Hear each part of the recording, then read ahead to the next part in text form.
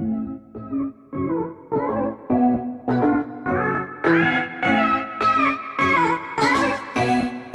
का स्वागत है आईक्यू जंक्शन के इस चैनल पे। तो आज हम बात करने वाले हैं फार्म बिल 2020।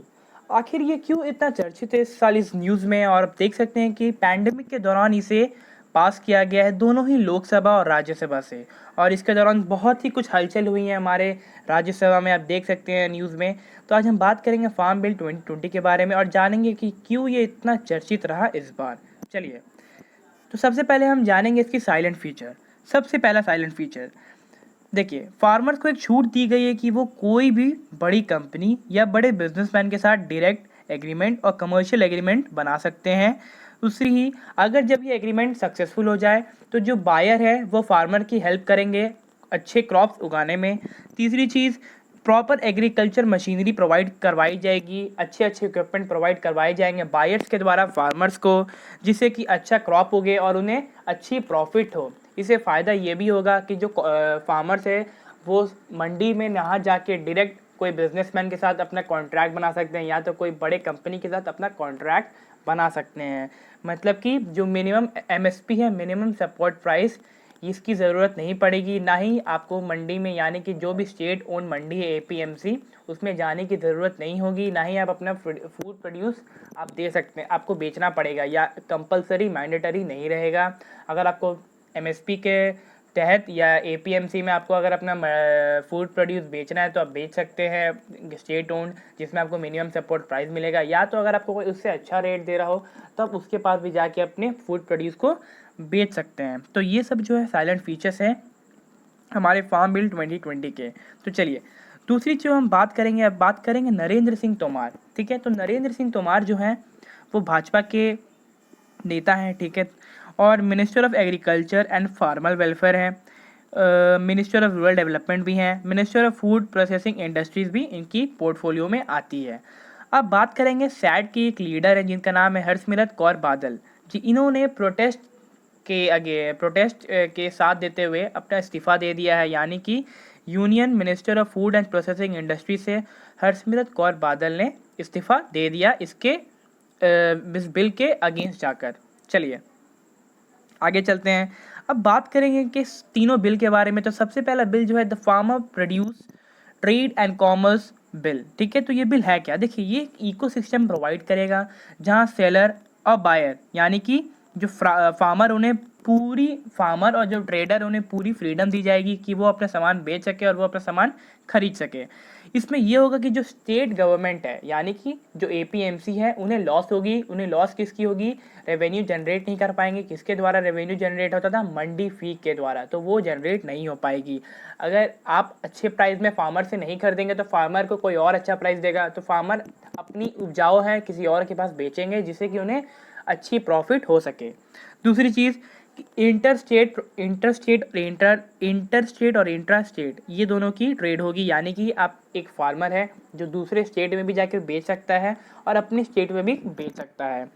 तीसरी चीज़, जो ट्रांसपोर्टेशन कॉस्ट है वो लगेगी नहीं। कैसे नहीं लगेगी? देखिए, एक फार्मर जब अपनी उपजाऊ उगाता है तो उसे मंडी जाना पड़ता है, तो मंडी जाने के लिए जो ट्रांसपोर्टेशन कॉस्ट लगता है, पर फार्मर मंडी ना जाके हो सके बायर उसके पास आ जाए, वही उससे डायरेक्टली खरीद ले, तो ये ट्रांसपोर्टेशन कॉस्ट को रिड्यूस करेगा।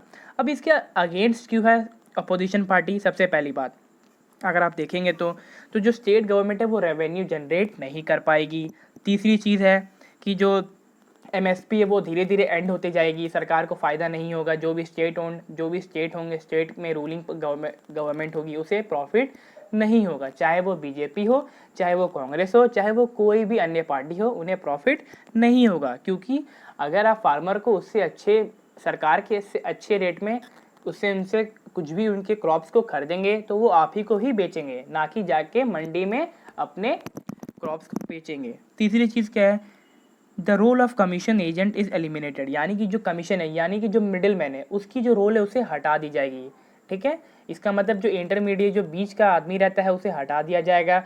अब फार्मर डायरेक्टली बिजनेसमैन, या आप कह सकते हैं कि किसी भी बड़े कंपनी से कॉन्ट्रैक्ट बना सकते हैं और उनके पास अपना क्रॉप बेच सकते हैं अच्छे दामों में। आगे चलते हैं। अब बात करेंगे दूसरी बिल के बारे में। दूसरी बिल क्या है? Farmer empowerment and protection agreement on price assurance and farm service bill, यानी कि to provide for a national framework on farming agreements that protect and empower farmer to engage with. देखिए, ये जो आपका बिल है वो फार्मर को protect करेगा, उन्हें शक्ति देगा कि वो ये बिल में घुस सके, यानी कि ये एग्रीमेंट में घुस सके बड़े बड़े बिजनेसमैन के साथ, बड़े बड़े कंपनी के साथ, और अपनी जो गुड्स है उन्हें बेच सके। अब इसमें दिक्कत क्या होगा, जो अपोजिशन पार्टी कह रही है, अपोजिशन पार्टी कहती है कि इसमें इनको ये दिक्कत है कि वो नेगोशिएट नहीं कर पाएंगे, बड़े कंपनी के दबाव में वो नेगोशिएट नहीं कर पाएंगे। ठीक है, अब बात करेंगे प्रोविज़न के बारे में, तो फ़ायदा क्या होगा, उन्हें फ़ायदा होगा, उन्हें नए नए मॉडर्न टेक्नोलॉजी मिलेंगे, यानी कि जो बायर है उन्हें नए नए मॉडर्न टेक्नोलॉजी देंगे जिसके चलते उनकी जो क्रॉप है वो अच्छी उगे। ठीक है, दूसरी बात, जो 5 हेक्टर से कम, जो मार्जिनल फार्म, जो स्मॉल फार्मर्स जिनके पास 5 हेक्टर से कम लैंड है, उन्हें भी बेनिफिट मिलेगा, यानी कि उन्हें भी प्रॉफिट कमाने का मौका मिलेगा। अब अपोजिशन क्या कह रही है, अपोजिशन कहती है कि जो स्मॉल फार्मर्स है, यानी कि और जो बड़े फार्मर्स है वो नेगोशिएट नहीं कर पाएंगे। ठीक है, बड़े कंपनियों से नेगोशिएट नहीं कर पाएंगे, बड़े कंपनी जो भी दाम लगाएंगे वो उन्हीं में रेडी हो जाएंगे, चाहे वो चीप हो, कुछ भी हो, नेगोशिएट नहीं कर पाएंगे। दूसरी बात, इसमें जो बड़े बड़े बिजनेसमैन वो खेल जाएंगे, वो बड़े प्लेयर हो जाएंगे, एक मोनोपोली मेंटेन करेंगे। तीसरी चीज़ कि जो बड़े बड़े बिजनेसमैन हैं, जो बड़े बड़े कंपनीज है, वो स्मॉल फार्मर से बिजनेस कॉन्ट्रैक्ट में आना प्रेफर ही नहीं करेंगे, डील करना प्रेफर ही नहीं करेंगे। तो ये सब जो है क्रिटिक्स कह रहे हैं इस बिल के विरुद्ध में। आगे चलते हैं, अब बात करेंगे एसेंशियल कमोडिटी के बारे में।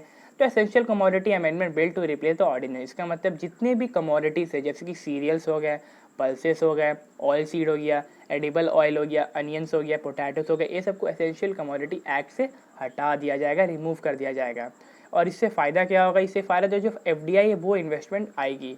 अब इसके अपोजिशन पार्टी क्या कह रही है, इसके अगेंस्ट क्या कह रही है, यहाँ देखिए, वो कह रहे हैं कि देखिए, सबसे पहले बात, जो बिग प्लेयर है, big players to have an edge and are likely to dictate price, इसका मतलब जो बड़े बड़े प्लेयर्स हैं, मतलब क्रिकेट खेलने वाले नहीं, जो बिजनेसमैन, जो कंपनी है, वो इसमें डिक्टेटर बन जाएंगे, वो प्राइस डिसाइड करेंगे। दूसरी, ठीक है, तो ये अपोजिशन पार्टी क्या कहना है, यानी कि जब कोई वॉर आ जाएगा, यानी कि जब समझे कि कहीं ड्रॉ कह सकते हैं आप, बारिश आ गया, तूफान आ गया, तो इसमें क्या होगा, यहाँ पे बड़े प्लेयर खेल जाएंगे क्योंकि उनके पास बहुत ज़्यादा स्टॉक रहेगा, तो वो प्राइस डिसाइड करेंगे कितना में बेचना है, कितना में नहीं बेचना है।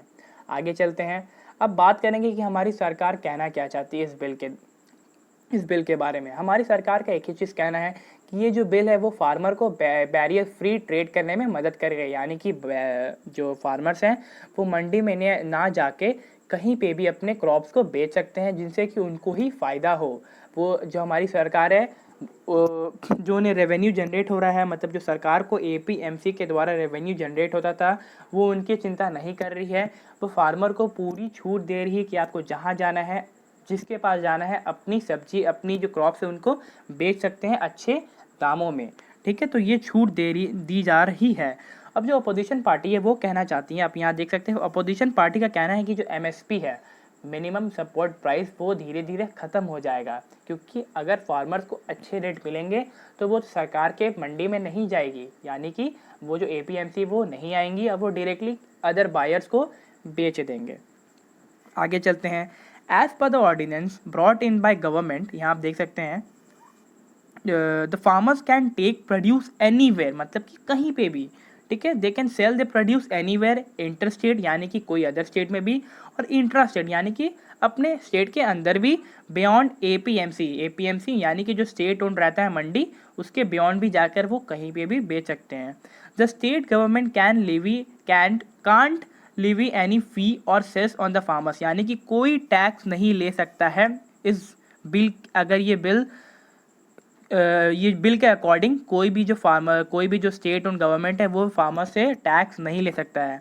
The law also provide provision for contract farming, यानी कि फार्मर को एक कॉन्ट्रैक्ट फार्मिंग का लॉ भी पास किया गया है कि वो बिजनेसमैन के साथ या कोई भी बड़े कंपनी के साथ एक कॉन्ट्रैक्ट बना सकता है कि आप मुझसे क्रॉप खरीदिए, मैं हर साल आपको अपना क्रॉप बेचूंगा, और दोनों के बीच में एक नॉमिनेटिव म्यूचुअली एग्रीमेंट बनेगा कि इतने दाम में मैं आपसे क्रॉप खरीदूंगा, आप मुझे क्रॉप उगाने में मदद करिए, वगैरह वगैरह, कुछ भी जो डील हो सकता है। ठीक है, The law also allow the center to regulate or impose stock limit or supply of certain food item under extraordinary circumstances। तो यहाँ साफ साफ अक्षरों में कह दिया गया है सरकार के द्वारा, अगर ज़रूरत पड़ेगा एक्स्ट्रा ऑर्डिनरी सर्कमस्टांसेस में तो सरकार क्या करेगी, स्टॉक लिमिट लगाएगी, मतलब इम्पोज स्टॉक लिमिट करेगी, जिसके चलते supply of certain food item, मतलब अगर समझिए मतलब कोई चीज़ का दाम बढ़ गया, बहुत ज़्यादा, हद से ज़्यादा ही दाम बढ़ गया, तो सरकार क्या करेगी, उस पर स्टॉक लिमिट लगाएगी। तो ये अच्छी चीज़ रहेगी, जिससे कि जैसे कि जो हम आम कंज्यूमर से जो कंज्यूम करते हैं उन्हें ज़्यादा नुकसान ना हो और ज़्यादा महंगे सब्जी वो ना खरीदे। सबके लिए, किसान भी अपना प्रॉफिट कमाए, बिजनेसमैन और कंपनी भी अपना प्रॉफिट कमाए और हमें भी नुकसान ना हो, आम जनता को भी नुकसान ना हो। आगे चलते हैं।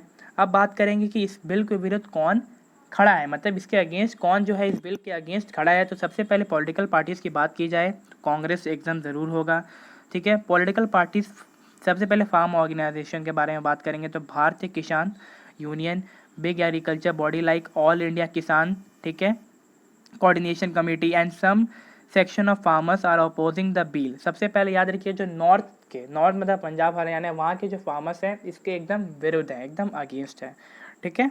अब बात करेंगे the other side of the story, ठीक है। जो अदर साइड ऑफ स्टोरी के, these bills may liberate farmers from the clutches of middle man, यानी कि आप देख सकते हैं कि ये बिल के द्वारा फार्मर्स को एक छूट मिल जाएगी, किनके हाथों से, मिडिल मैन के हाथों से वो छूट जाएंगे और वो सही दामों में अपने क्रॉप्स को बेच सकेंगे। जो प्रॉफिट वो कमा नहीं पा रहे थे, अब वो प्रॉफिट उनके हाथों में रहेगी, ये बिल के द्वारा वो प्रॉफिट उनके हाथों में रहेगी। तो ये अगर आप देखा जाए तो ये बिल बहुत अच्छा है और फार्मर्स को ज़रूर हेल्प करेगा।